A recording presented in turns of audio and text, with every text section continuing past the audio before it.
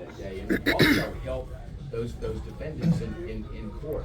Another thing too, folks, is it just goes to show that, we want a Justice Department that's going to fairly apply the law. And I think you look at what's happening right now, and things have been politicized beyond belief in what's happening there in the Department of Justice. And it really, I think, points to making sure that we have a president there that's going to make sure that the Justice Department fairly applies the law. That's why this election cycle is going to be key. That's why making sure that we get President Trump back into office is going to assure that the Justice Department operates the way we all expect it to operate, and that is to fairly apply the laws of this nation. So those are some of the things that we're working on. I can go down the list. We have a number of things left on the list to do for this year. Obviously, we have the FISA bill that comes up. Section 702 is a big deal to me, making sure we protect your individual liberties and freedoms, especially against efforts by the government to go ahead and get information. That to me is key to making sure there's a balance between your individual liberties and freedoms and what we do to protect this nation.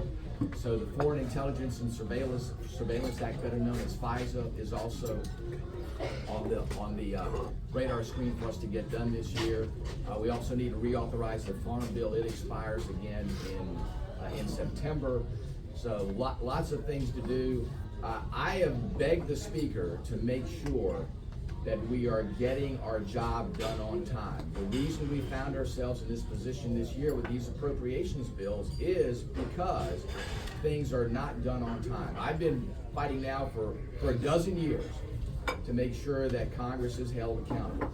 I believe if you don't get a budget done by April 15th of each year, which is what the law says, that members of Congress shouldn't get a paycheck, period. Pretty simple and straightforward. I've been fighting for that for a long time. I think that's the greatest motivation to make sure that things get done the way that they're supposed to get done. My bill called No Budget, No Pay pretty much says get a budget done. Believe it or not, this year, no budget was done. How do you manage the nation if there's no budget? Now, there was a top line put in the Fiscal Responsibility Act, but there was no budget adopted. Second of all is we have this archaic tradition called August recess, where members go home for 6 weeks or 5 weeks, depending on which year. So all the month of August and the first week in September. When we leave town, the appropriations bills aren't done. So we know when we get back, we have 12 or 13 legislative days to get all this stuff done. And we know it's not going to happen, so you end up with these continuing resolutions. If you were to dream up a way not to run a government, not to run a business, this would be the way to do it. You do not want to run a business or a government by kicking the can down. I have a bill in called the Stay on Schedule Act. It's pretty simple. It says if Congress doesn't get its job done, that is all 12 appropriations bills individually debated and passed, then you don't get to go home, period. You're going to stay in Washington until all 12 appropriations bills are done. And if you really want to make a difference, do it in an election year. I told the Speaker, I said, when we get back next week, you ought to announce to all the members and say, by the way, put on your calendars, you're staying in Washington until all 12 appropriations bills get done. And then we won't find ourselves in this morass that we find ourselves in each year, last minute trying to pass multiple appropriations bills. Pretty simple and straightforward. The last one, too, is called Inaction Has Consequences. Here's the craziness. So if we get to a point where the government shuts down, we classify federal employees either as essential or non-essential. Now, I got a question. Why do we have non-essential employees? Second of all, so we have essential and non-essential. So the essential employees have to go to work. The non-essentials get to stay home. And then after everything's all done, everybody gets paid. So for the people that have to come into work, that by the way, while they're working, we don't pay them. So you still have your bills. You still have all the things that you have to do. They're out there doing the work for the nation. Don't get paid. And then they have to retroactively fix all their bills and everything that they're now letting go delinquent while they're working and not getting paid. And then the folks that didn't go to work get the same paycheck as folks that did go to work. How grossly unfair is that? But guess who gets paid, folks, through this whole Congress. Exactly. It's insane. Let's just turn the tables. Let's just say this: if there is a shutdown, government continues to operate. Government employees continue to come to work, essential and non-essential. They continue to get paid. Members of Congress don't get a paycheck until they get the work done. Pretty simple story. This ought to be pay for performance. If you really want to get Congress to function, you make sure that you hold members of Congress accountable. It's pretty simple and straightforward. And I wish I could tell you that I had hundreds of members of Congress that signed on to these bills. But at best each year, folks, I get about 3 dozen members to sign on. And they have some of the most crazy excuses about why they can't sign on. And I always ask them, I said, why? And they go, well, I can't be responsible for all these other members of Congress. I said, wait a minute. If you have a piece of legislation and you want to get it passed, what do you have to do? You have to find 217 other members that will go with you and vote yes. Your most important responsibility under the Constitution is to provide for the appropriation of this nation. That originates in the House. That's one of your top duties. And yet you're saying that you're not willing to put the effort in to get that passed, to find 217 other votes there, but yet you believe that it's somehow somebody else's responsibility. That's why we're in this predicament, is everybody's pointing at somebody else, and it's your responsibility, it's your responsibility. No, it's the responsibility of the body. It's a constitutional responsibility for every member of Congress when they raise their right hand to swear to uphold and defend the Constitution. I mean, to me, that's key. That's key to what our job is. So I am hopeful that the Speaker will take that leadership position and say, listen, we're going to do what you want. We're going to stay in town until the appropriations bills get, period. And that way we'll avoid the craziness that goes on with passing appropriations bills in mass. So with that, Mr. Chairman, if you want me to take a few questions, I'm glad to do that, or if you have another speaker, you tell me. Well, Congressman, you should do what you think is best. Okay. Since you're our guest. Well, what do we do? I'm going to guess that there will be questions for you. I got you. We're good. Congressman, what are Republicans in the House doing with these carefully timed retirements that seem intent on only giving the Democrats a majority?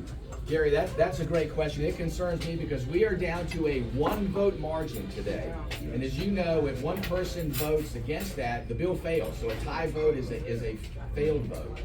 I've talked to Mr. Gallagher to try to encourage him to retire earlier so that a special election can be called, because if he retires on the date that he has announced, then the seat won't be filled until November.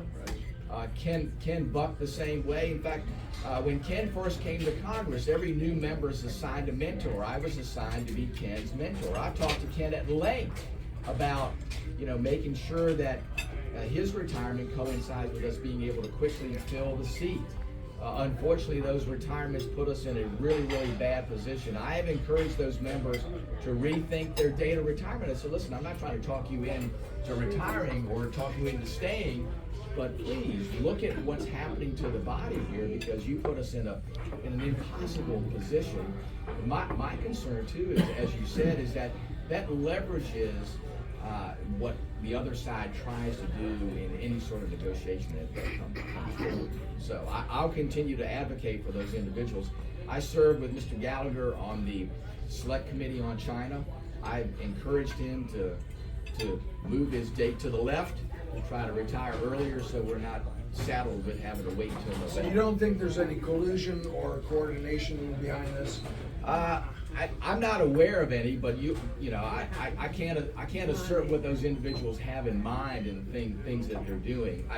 I do know this, that Mr. Gallagher has asserted that he wants the election process to go through a full cycle versus a special election cycle, but that's not in the best interest of the body. He may have a personal assessment to say, hey, listen, I want to see a long, vigorous competition in order for the seat to be filled. But that's not how it's designed. So if you retire out of cycle, if you retire early, I think you have an obligation to your constituents to make sure somebody gets in that seat. Because if not, what happens is your constituents are essentially going to go unrepresented from April 22nd to November. I mean, you're doing your constituents a disservice by doing that. Plus, you're putting our conference in just an impossible position. Yes, sir. So, Democratic politicians aren't stupid. They're relatively, for the most part, okay? They're relatively smart. Yes. They must understand the risks about the immigration issues that we're dealing with. So rumors, internet is loaded with all kinds of speculation that the Democrats want these folks over, and they want to give them the ability to vote. Can't hear the question. Can't hear you. The question is there a purpose behind these open borders? Do the Democrats actually want people coming in? Do they want those individuals here to quote unquote become voters? And we do know there's some localities that are looking to allow folks here legally to vote. They can't allow them to vote in national elections, but they could technically pass laws to allow them to vote in local and state elections. Listen, I believe this, that early on I thought that, well, this was just an incapability in this administration in the Department of Homeland Security. But the longer this goes on, the more you have to question, is this purposeful? Because folks can clearly see on the other side the threat that this is placing to this nation, and how you can just look past that and go, no, this isn't an issue, is beyond me. I just don't see how you can look at this. Any rational person can look at this and go, this is good for the nation. And listen, I know there are a number of folks on the other side that are beginning to see this as an issue. The key is they need to speak up, and they need to get this administration to take action. Listen, the House has taken action. We passed H.R. 2, the Secure the Border bill, the strictest border bill in the history of this nation. The Senate's chosen not to take it up. And this administration, I think, purposely and consciously says, no, we can't do anything. They can do something. They can do something. They clearly have the authority to do this. And then they want to blame Congress for not doing this. And we've said, hey, listen, there's a border bill. You know, you point to the bill that the Senate's considered. You know, why don't you look at the bill that actually makes a difference, the bill that actually affected H.R. 2. You know, we've done our job. This administration fails to act. I believe that they have the power today to secure the border. Today, to secure the border. And what we're seeing too now is it's not just the southern border, but look at sometimes what's happening on the northern border. I mean, we're getting inundated from both north and south. And again, I go back to what Christopher Wray said, which is really sobering to me. He said that the threat level that this nation faces is higher than what it was prior to 9/11. That ought to make everybody, I don't care what your party affiliation is, that ought to make everybody concerned about the very safety of this nation. How concerned are you about wokeness and political correctness infecting senior military ranks? Well, we were pretty adamant this year, the National Defense Authorization Act, to make sure that the military is focused on its mission. And I go back to General Jim Mattis, then soon to be Secretary Jim Mattis. When I talked to him, he said, Rob, the military needs to be focused on one thing and one thing only, lethality. He said, we need to be the most lethal force in the world. He said, what the military is doing is not directly associated with lethality, and we don't need to be doing it. I think that's great guidance that the Pentagon should follow today. And unfortunately, what we see a lot of times with policy, they're not. Now, they'll say one thing and say, oh, no, that's not what it's about. But when you talk to senior enlisted, when you talk to the officer corps, what you find is the things that they're being told on a daily basis aren't solely focused on lethality, aren't solely focused on accomplishing the mission. It's on other things that are unrelated to the mission, unrelated to lethality. That should concern everybody, and that should be a non-political issue. That should be about what is the function of this nation's military. The function of this nation's military is to be the most deadly fighting force on the face of the earth. The way that we ensure peace, the way that we deter our adversaries, is to be that indomitable force that people said, I don't want to mess with. I want Xi Jinping to wake up every morning looking at it and go, you know, the United States military is a pretty formidable force. I'm not going to mess with that. And I want him to wake up every morning and say, no, not today, when he decides whether or not he's going to try to take time with that. That's it. Thank you very much for coming. Sure, thank you. I appreciate you mentioning the J6 prisoners. Just to get you and Mr. Jordan a little more focused, this is day number 1,182 of those people being in jail. But the question I want to ask about is inflation and what we're doing to control spending in this country. Because inflation is killing us as bad as immigration is. Listen, I agree. Inflation, if you look at where we are, this coming quarter, we will pay more in interest on the national debt than our entire defense budget. The good news is, listen, we didn't make as big a reduction in spending as I would have liked this year, but for the first time in 20 years, we've actually bent the spending curve down. And let me tell you where that makes a big difference. Is each subsequent year's budget is based on the baseline from last year's budget. So what you see is almost logarithmic increases in spending because last year's budget is the baseline, so when you add an increase on top of that, what you see is this ascension of federal spending. If you start to bend the cost curve down, in other words, if you move the cost curve down, the next year's spending level where you reduce, you're able to reduce even more, so you have that compounding effect with reduction in spending the same way you have the compounding effect with increase in spending. So we've actually moved things in the right direction. We need to do a whole lot more, but the good news is we're getting on track. As far as inflation, the thing that can be done that will most directly affect inflation is for us to get back into producing our own energy. This administration essentially stopped domestic energy production, period. So now we're relying on nations that don't like us. As you've seen here this week, there's a major refinery in Texas that will be going down for maintenance for over 60 days. You watch it, what happens at the gas pump when that refinery goes down. That takes us even further away from our own energy independence. And when you cancel things like the XL pipeline, when you take away the ability to even do exploration for fossil fuels here in the United States, you're doing us a disservice. I've been adamant to say we not only need to produce our own energy, but we need to, at a breakneck pace, put in place nuclear energy production. And let me tell you where that comes from. I was just out at BWXT, believe it or not, little old Virginia here. Guess who's doing leading research on next generation nuclear reactors? Right here in Virginia at BWXT, the same company that makes the reactors for our submarines and our aircraft carriers. There's a project there called Project Pele, where they're producing a domestic reactor that has low-level nuclear fuel in it. So it's not something that somebody can take and steal and turn into a nuclear weapon. They'll have that reactor operational in the next 18 months.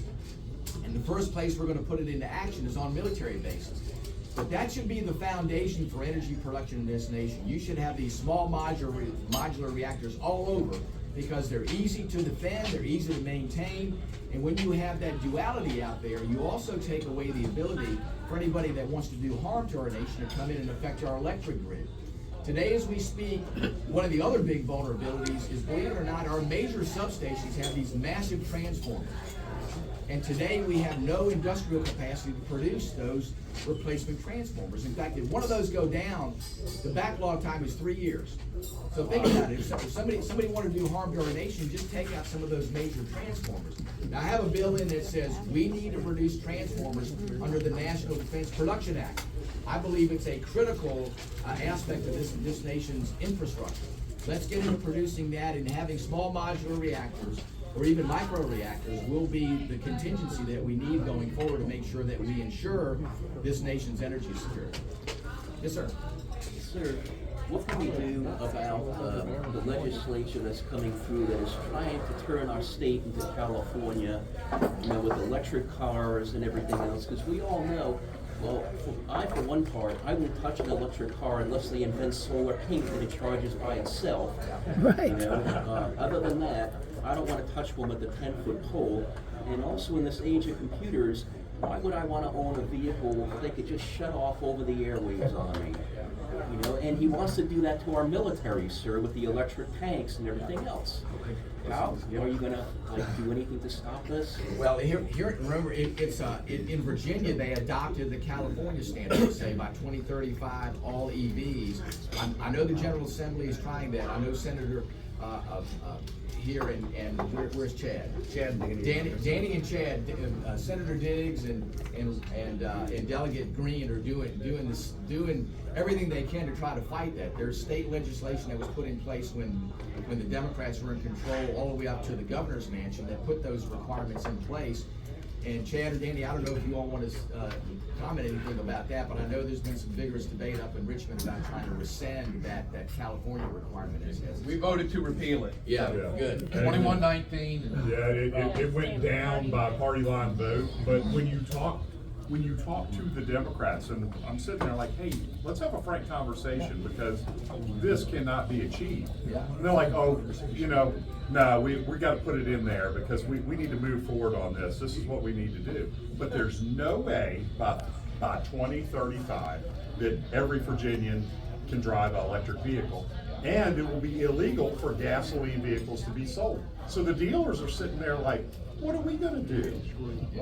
So what you've got is you've got states, West Virginia, Maryland, North Carolina, who are looking and saying, oh boy, you know, maybe this way we might be selling a lot of cars to Virginians. And you look at the dealerships that are on the line right now, and they're out there planning for this. And the Democrats will not, when you try to, hey, let's have a talk about this. And you mentioned the thing about the grid and the power plants. We need to build one power plant, I want to say every 18 months in Virginia. I could be off on this to keep up with the need, because right now Virginia is not producing the power it needs. We're exporting it from Tennessee Valley and other Duke Electric and other places around, and it's hurting us. No, listen, Chad, I agree. I appreciate y'all doing that. We know, just talking to dealers, there are lots full of EVs. They can't sell them. People aren't buying them. So as much as government may want to mandate this, you can't force people to buy things. I can tell you who's going to benefit from this. If you're a gasoline or diesel mechanic, you're going to have all the business that you can deal with because people are going to hang on to their gasoline cars and their diesel cars. One other thing I want to mention too is the Biden administration came out the other day, and this is just making the headlines. Biden administration came out the other day with requirements for over-the-road trucks. And that is, you know, an 8-wheel delivery truck, an 18-wheeler that requires those trucks to essentially be EVs. Now, you can't achieve that.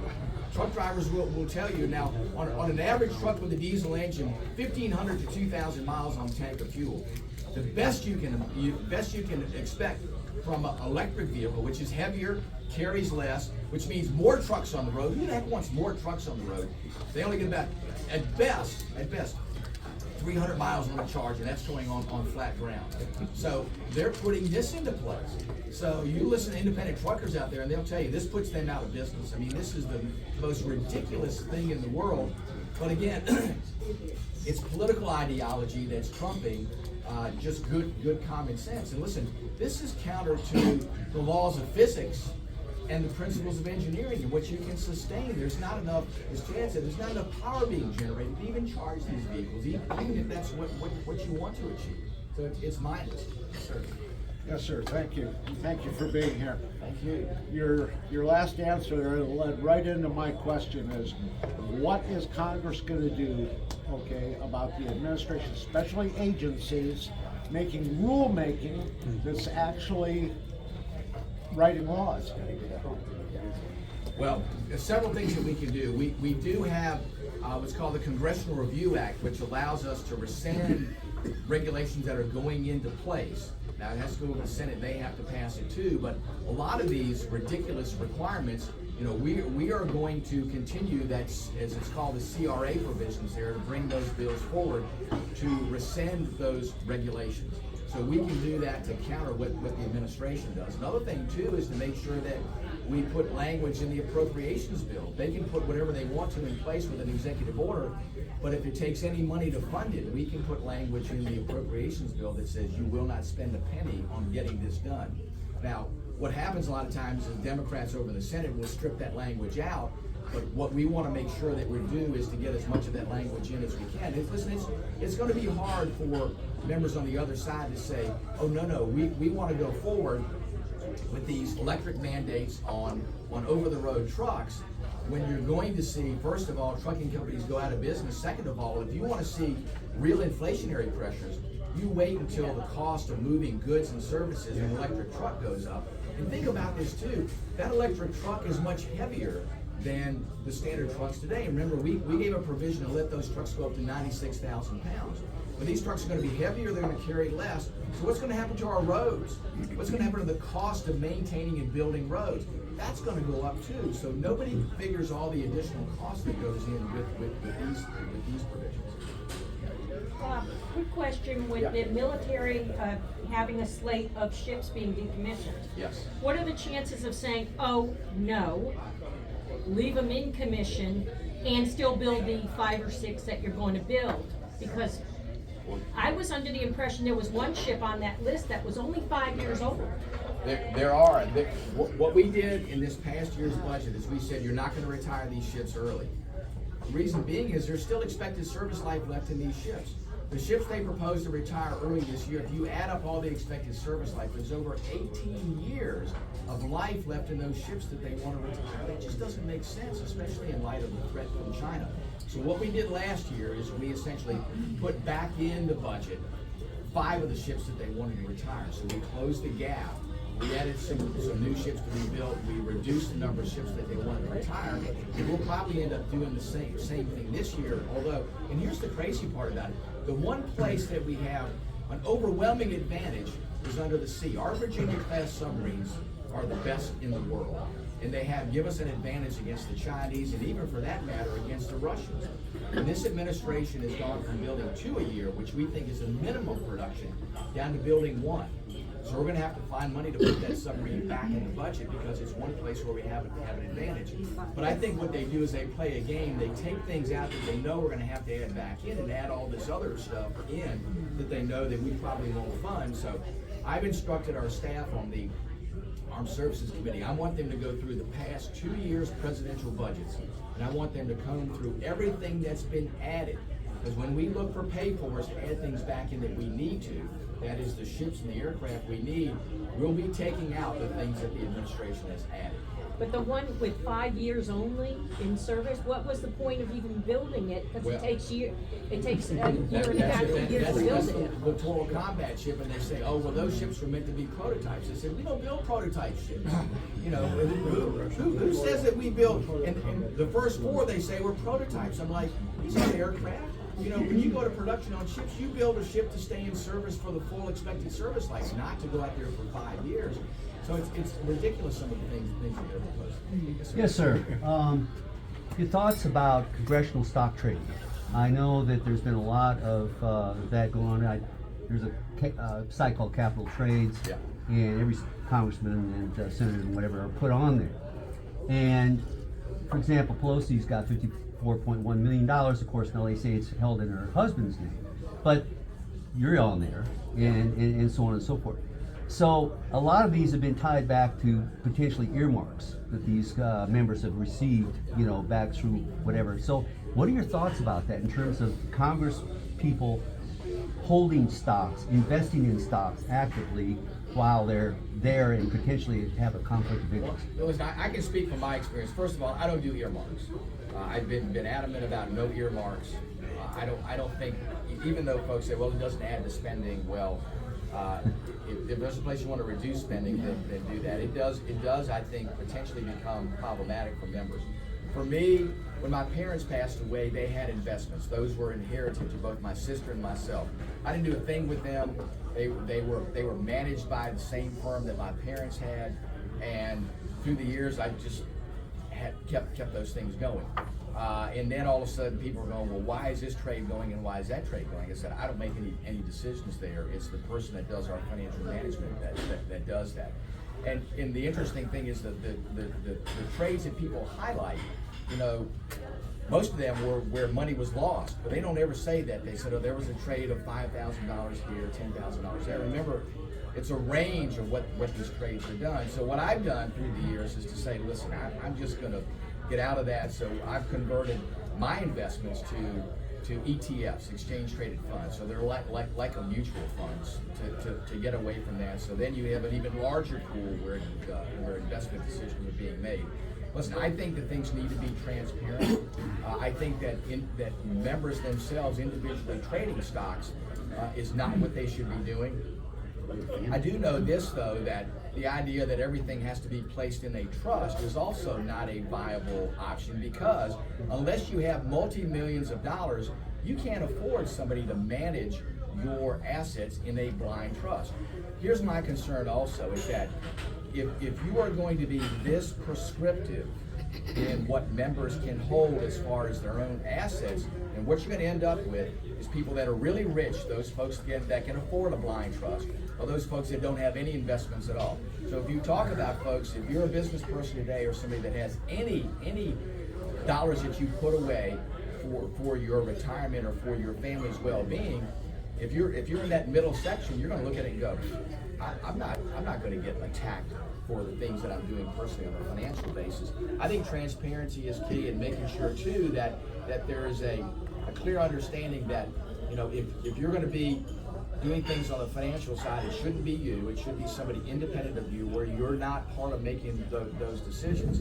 I understand too that folks look at it and go, well, if there's even an appearance, I understand that. I want things to be transparent, I want members to be held accountable, but I also don't want a Congress that ends up with really rich people that can afford blind trust and people that have no investments at all, and not people that have run businesses through a lifetime, have accumulated some assets, and then look at it and go, well, hey, I'd like to take my business acumen and bring it to Congress, and then look at these requirements and go, no, sorry, I'm not going to do it because I'm not going to subject myself to the things that are there today. Listen, the Disclosure Act is needed, transparency is needed. The question is how do you create that balance here? What I try to do is to say, listen, I'm going to move everything out into those exchange traded funds where there's even a bigger separation. I mean, I thought the separation previously was a good one where I'm not making decisions, but this is on an even larger scale where I am not involved in making those decisions. That's the way it should. That's the thing about the earmarks. So that's what gets me is some of these politicians, for example, typically Democrats, I mean well-heeled Democrats, are you almost see a direct correlation between businesses like NVIDIA. Yes.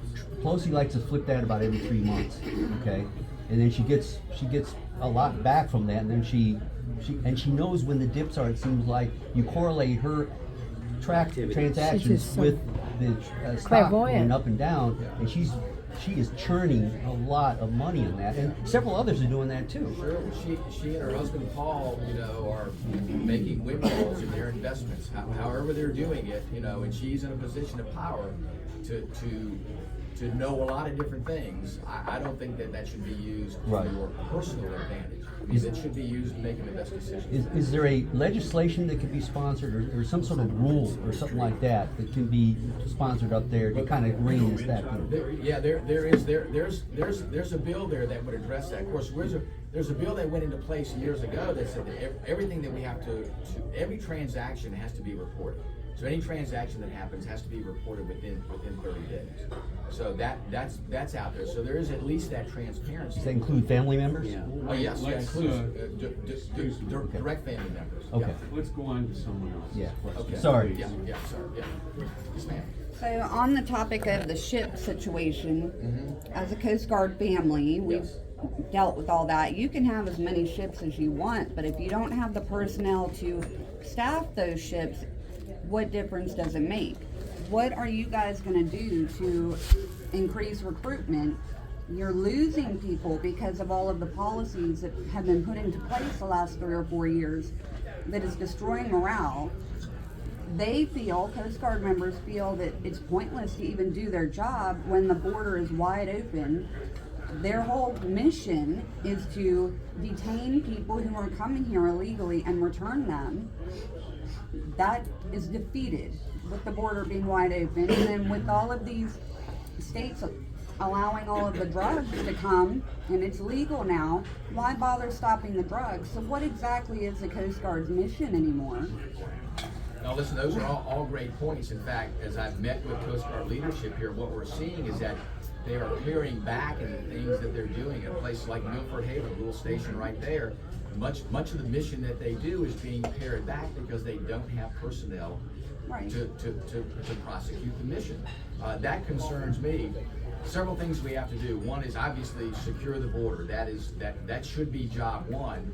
It should be too that we're supporting members of the Coast Guard that are detaining folks trying to get here illegally, supporting the Border Patrol agents that are apprehending people trying to get here illegally. They should be actually doing their job, securing the border, and not being babysitters for folks that are coming in the country and then putting them on a bus and shipping them all across the nation. You know, with what's going on right now, every state in the nation is a border state. It used to be just the border states paid attention to this, but every state is seeing an impact in this. The other thing too is we have to look at the underlying issues behind recruitment and retention, and it's common across all the different service branches. As we see starting pay for those members of the military be at an all-time low, and you're asking folks to do these incredibly difficult jobs in dangerous places, and you're saying that if you come in as a third-class seaman in the Coast Guard, guess what? We're going to pay you $23,000 a year. They're going to look at it and go, you know what? I can go to Chick-fil-A and I can serve chicken sandwiches in a nice, comfortable environment with nobody potentially shooting at me, and I can make more than what I would make going in the Coast Guard, or going in the Air Force, or the Marine Corps, or the Navy, or the Army. How does that make sense? Well, I mean, they're currently insane. paying humongous retention bonuses and reenlistment bonuses to people to encourage them to stay in, but then they're also frocking people, basically giving them a job to do, but not giving them the pay for up to a year or more. Why would I want to do a job for half the pay I'm entitled to? If we can give all these enlistment bonuses, you can pay the people who are currently doing the job so that morale will increase.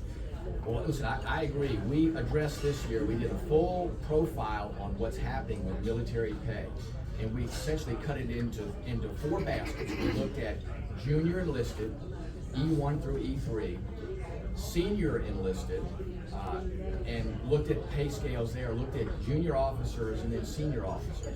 And what we found was the biggest disparity was in junior enlisted. But what we also found too, the second biggest disparity was in senior enlisted. So if you're a master chief and you've been, say, in the Coast Guard for 18 years, and you look at it and go, hey, what am I making in relation to my peers outside of the Coast Guard? You look at it and go, you know, even when I add up everything, my housing allowance, everything else, I'm still below what you could be making in the private sector, doing a job that's incredibly important and more difficult in many instances than what happens outside. So we know that we have to close the gap on junior enlisted, on senior enlisted, and then the junior officer corps is next, and then the senior officer corps. So those are the things. We were able to get some of that this year. We were able to put a 5.2% pay increase in this year's appropriations bill. The key is what are we going to do next year? We want to close the gap. We believe that junior enlisted pay, starting pay, needs to go from $23,000 a year to $32,000 a year. We think that at least there you can begin to be somewhat competitive, and then make sure too that we look at the other benefits there. Housing, you know, if you're on a company, you do get on-base housing, but if you're married or with a child, you don't get guaranteed on-base housing. You get a housing allowance, but in many areas where there's high cost of living, your housing allowance doesn't cover your cost of housing. And then people say, oh, well, military gets all their meals. They don't. No, they pay for them. The military pays for them, and you essentially get a meal card that gives you 12 meals a week. That's it, 12 meals a week. So essentially, you get lunch most days and maybe a breakfast or dinner some other days, but the rest of it's on your own dime. So we have to look at the other elements. Another thing too that always comes up is wanting to cut back some of the benefits for members of the military, commissaries and exchanges. And I'm adamantly against that, because that is the lifeline for a lot of military families to be able to have access to what they need at reasonable prices. So we have to make sure we're doing all those things. You have to look at the full suite of things that we do to support the nation's military. But I agree with you, it's about policy too. It's about supporting our members in a really difficult job, and not saying that, hey, the top issue there is something other than your mission. It has to be accomplishing the mission. And people are dedicated to do that if you just back them up and make sure you're behind them. Can I make one point? Being from a military family all the way, most people don't go into the military service because of the pay, but because of patriotism. And our schools and our government have done everything to cut down and demean this nation. Who's willing to fight for it? For a nation that's no good and that suppresses everyone, and they're nothing but slave owners and all this mess that the kids are being fed. That's the problem. Well, you're right. Today, the recruitment in the military is a big challenge, and it's a whole variety of different things. It's what's happening in our school systems. It's the sense of defending this nation. It's the sense of who we are and what's happening. All those things. They're destroying our history, not being taught correctly.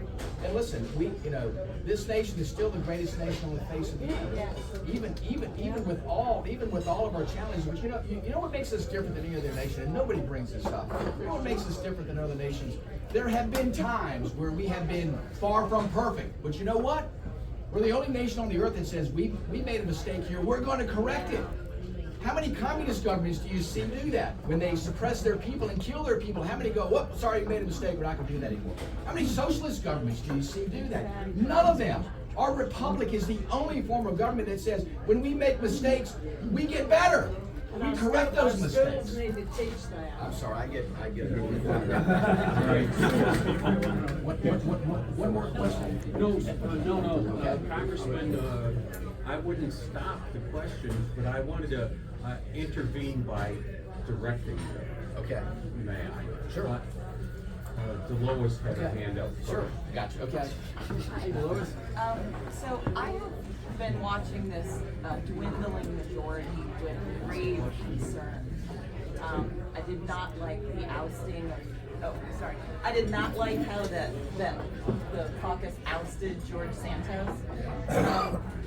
Nonetheless, you're now facing the one-seat majority. You have Mike Gallagher, who is surreptitiously resigning after a date at which he could be replaced. The date is Tuesday. Will you vote Monday as a group to kick him out so that there can be a replacement of a person versus letting this majority drift away? You can do something about it, but will you guys do it? Well, there has to be a privileged motion to remove him, and there has to be purpose to remove him. In other words, he has to have violated some House rule. So the key is that to be able to equate his personal decision to move the election date or his resignation date to April 22nd puts it on really problematic terms for the House to take an action that's not related to a violation of the House rules or a violation of the law. Now listen, I voted against removing George Santos, and I got hammered for that. But the reason I did vote against it was that in every other instance where a member of Congress has been removed, they have been convicted of a crime in an Article III court. I believe that people have the right to due process. And even though everything that George Santos did was unacceptable and wrong, he also has rights under the Constitution. And I want to make sure that he gets those. The same with Mr. Gallagher, although I adamantly disagree with what he's doing to push the election to November. And I think he does a disservice to his constituents because they're going to be unrepresented until all the way till November. Yeah, until you're right, until January.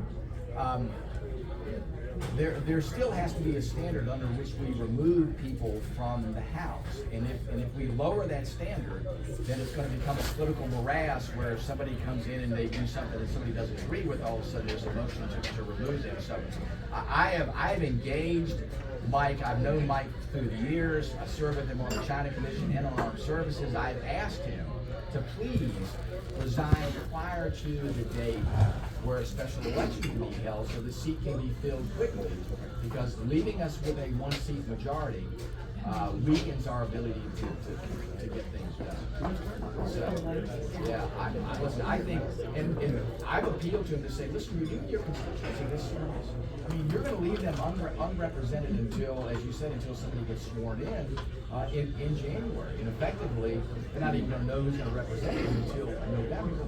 So it's absolutely unacceptable in my mind. To me, if he was serious about the people he's representing, he would resign, as you said, on Sir.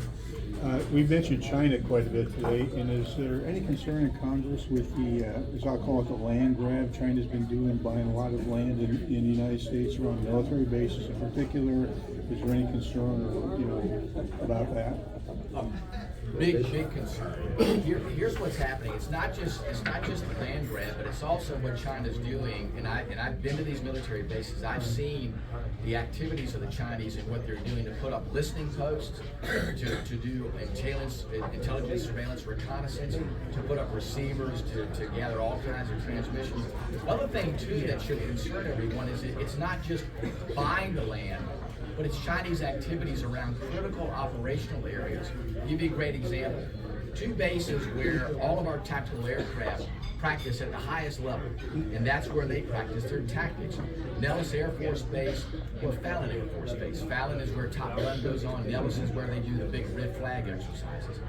What concerns me is the Chinese are out there gathering intelligence every day, because as our members of the Air Force and Navy operationalize their capabilities as they go from aircraft on aircraft to squadron on squadron to wing on wing, you know, all of that is there where the Chinese can watch that. And what they want to do is not only steal our technology, but they want to steal how we operate, because they know the secret sauce on how the U.S. military is the best in the world is not necessarily the technology. They can steal that and replicate that.